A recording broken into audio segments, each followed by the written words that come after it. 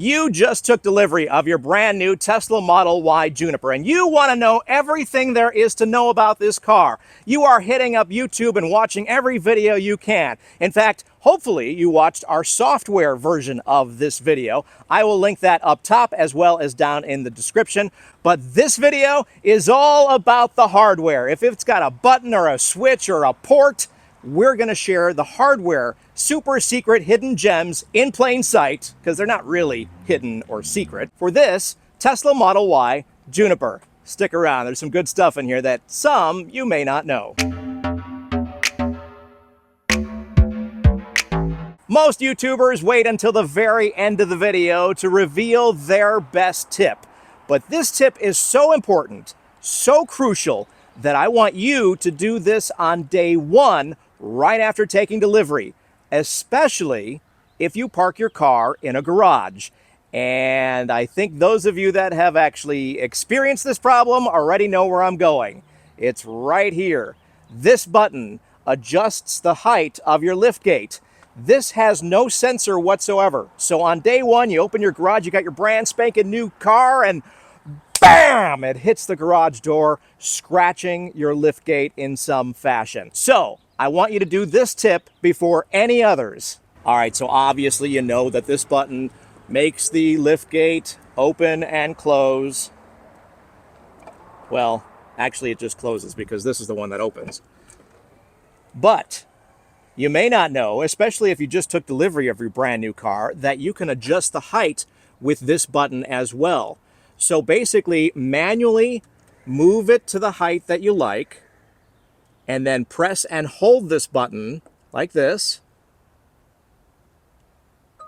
And you hear the ding, and that means it is now set for this height for this location. So check it out inside the car. Right here, it tells you that you need to save it for this location or save it as default. So you've got two choices there. And what I recommend for day one, before you even go into your garage, is set it for a very low height, like this. Press and hold. That way, when you get into the garage, you can then manually adjust it to the exact height to your garage door, and you won't mess up your liftgate. And a tip to go along with the previous tip, put a towel on your liftgate while you're doing the adjustments with your garage. That way, in case you make a mistake, it's going to hit the towel and not scratch your car. Stick around to the end of the video. I've got a tip that may save your life. You're going to want to see this one and file it away in your brain in case you are in an emergency situation. This tip is a must-see. So just looking at your trunk, you probably wouldn't know that there's actually stuff behind this left wall right here. Oh, look at that.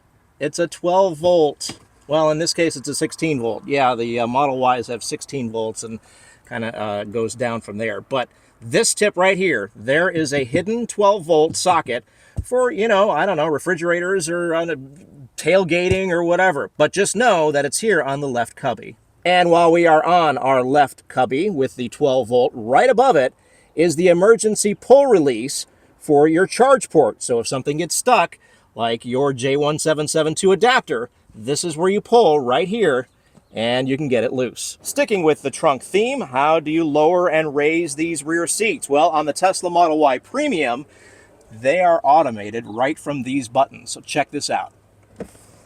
There goes the 2 set, all the way down, and all the way up. Pretty spiffy. And on the one on the right, we'll do the same.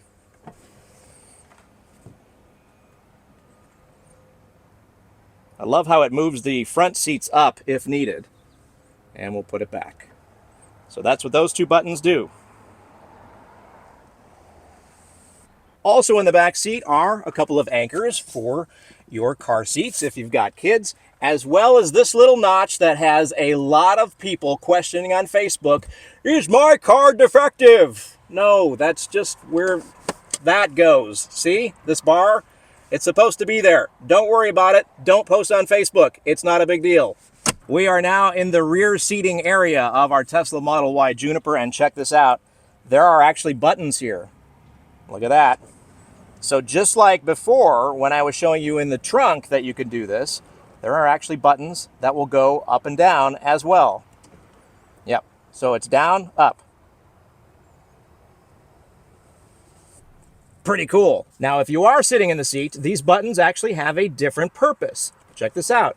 It moves the seat forward, and it reclines the seat as well to a certain extent. Actually, it's pretty far back. This is nice. If I'm on a road trip and I want to take a nap, yeah, I like this. Pretty cool. Dual purpose buttons right down there. And of course, the other side has the same buttons as well. A common question I see online is the seatbelt is cutting into my neck. How do I adjust the height? Believe it or not, there's a button right here. Big, huge button. Check that out right there. See? And it goes up and it goes down. So for taller people, you can go up. For down, you know, like shorter people like me, I have it in the down position. It's much more comfortable. Also, I'll put these down in the description. These are a must-have. They're just, you know, protects your neck, nice and soft and cushy. I recommend updating them, you know, once a year or so because they kind of get nasty from sunscreen and oils and all that kind of stuff. But check these out down in the description, and that's how you adjust your seatbelt height. We are heading to the frunk of the car. As you can see, I'm doing this video at our local Tesla overflow lot. This is where cars go before they head to the delivery center, which is just over there. So it's basically a giant lot of Teslas and a very cool backdrop for me to do videos. All right, let's get into the frunk and show you a couple things here. First up, one of the only serviceable items is windshield wiper fluid goes in here. It used to be up here for some models, like my 2022 Tesla Model Y and my 2019 Tesla Model 3. But they've moved it to a more convenient location, and you can put in your windshield wiper fluid right there. New on the 2026 Tesla Model Ys is a drain plug. That's what this is right here. Pull this out, and you can drain. Why would this be useful? Let's say you're tailgating, and you've got this filled with ice and adult beverages, and you're enjoying yourself before the game. Well, that ice is eventually going to melt, and it's going to need a place to go, and that's where it goes. Also in the frunk is this weird metallic eye-looking screw thing. What is that for? Well, it's actually a tow hook, and basically you open up this right there, and you screw this into place, and it gives the tow truck an easier way to pull the car up onto a flatbed. So that's what this weird-looking thing is in your frunk. Next up, I want to show you where all the USB ports are on this particular 2026 Tesla Model Y Juniper. This was delivered in May of 2025. They have since been updated, I believe. There is probably one more port you can confirm down in the description for this particular car. Let's go inside and show you where those ports are. Okay, first up, we've got one USB-C port on the back wall of the armrest right here. You can see it's plugged in. That's where one of the USB-C ports is. And that's basically the only one for up front here. Down here on the wall closest to the driver, there's another 12 volt right here. I don't know if you can see that. Yep, right there. And what I have plugged in there is this kind of hub. And it allows me to have a USB-C here, USB-A, Lightning. The new ones come with all USB-C on either side. I can't tell you how useful this item is. Very cool, retractable, and has a really long reach. In fact, this can go all the way to the back seat. And then once you're done with it, you just pull, and it goes right back into place. So 12 volt there for items like this hub. Next up, we're going into the glove box for the other USB, and that's a USB-A, but I have a hub there that gives me more freedom. It's got a USB-C and 3 USB-As. Allows me to put game controllers, wired game controllers, that is. But normally there's just one USB-A port there and the Tesla USB stick for Sentry mode.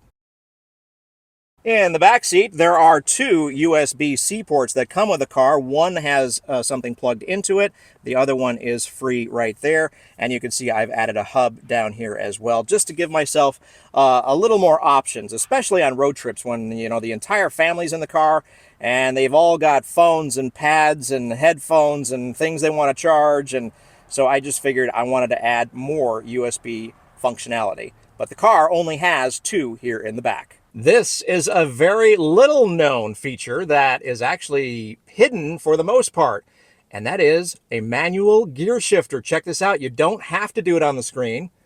You got to put your foot on the brake, of course. And this will allow you to change multiple gears without having to go to the screen and swipe and all that kind of stuff. It's also a backup if the screen is out. So check that out. Manual or buttons for your gear shifter on the overhead. If you didn't know this, that's where the hazards are. Also, these light up. So more hardware fun on the inside of your car. A couple of things on the steering wheel you may not know about. First of all, we've got this microphone button right here. And if you short press it, it gets the old style Tesla in-car assistant. So check that out. And you can ask it certain things, but I don't think this is going to be any of those. And then you can see right here, it says long press for Grok. Now that's recent on a software update, I don't know, a few months ago. So same button, press and hold. And now you've got Grok. Another thing on the steering wheel that I absolutely love, especially when pulling into parking spots, and I need to see exactly how far I am from the parking pylon or a wall or anything like that, this button right above the microphone is going to kick over the front camera. It is so useful. Garage parking, any kind of parking, in fact. It's pretty amazing. And you just push this button right here. Off, on.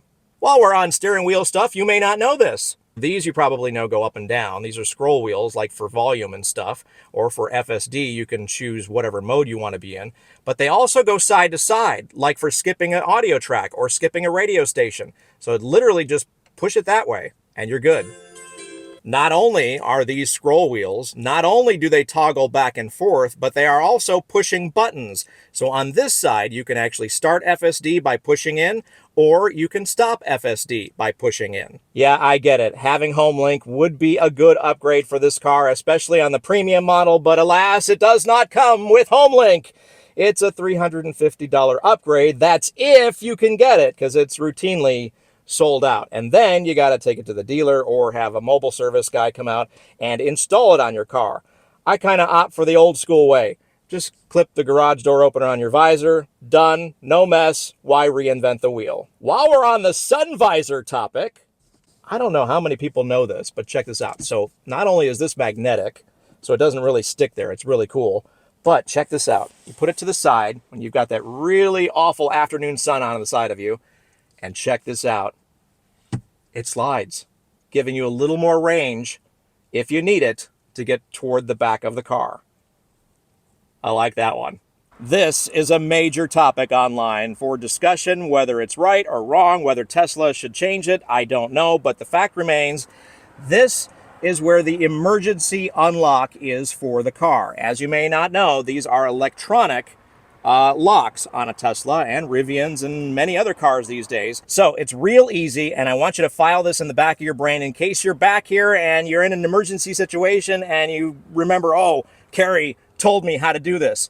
The top right, you can see there's a big hole. You stick your finger in there, pull up, and there is the emergency pull cord to unlock the door. While we're on emergency locks, the front is a little easier. It's this giant thing right here. Some people are using that on a daily basis. I don't recommend that because you risk actually breaking the window. This is not how you open your door on a Tesla if you're new. This button will open the door easier. This is only for emergencies. So this is a manual pull cord kind of unlock. This is electronic. So this will get the door open if you are trapped. For those of you who have 9-to-5 jobs and you have to wear a suit and you have to have dry cleaned clothes, well, where do you hang them after you pick up your dry cleaning? Well, they're right here. There is your hook. It's also good for Taekwondo jackets and stuff like that when there's testing. Wink, wink. Oh, and this light turns on and off. That's a lot of tips, isn't it? Like tons of tips, hardware tips. And I have a feeling there's a couple in there sprinkled throughout that you may not have known or kind of refreshed your brain on. Like that gear shifter on the top. I had forgotten about that one until I did this video because I really don't use it that much, but it's good to know that it's there. So tons of hardware tips. And if you've got friends that have just delivered their Teslas, make sure you share the video to them as well. And don't forget, on your side of things, like the video, subscribe to the channel if you haven't done so already. And I truly, truly appreciate you watching. Thanks so much, and I'll see you next time.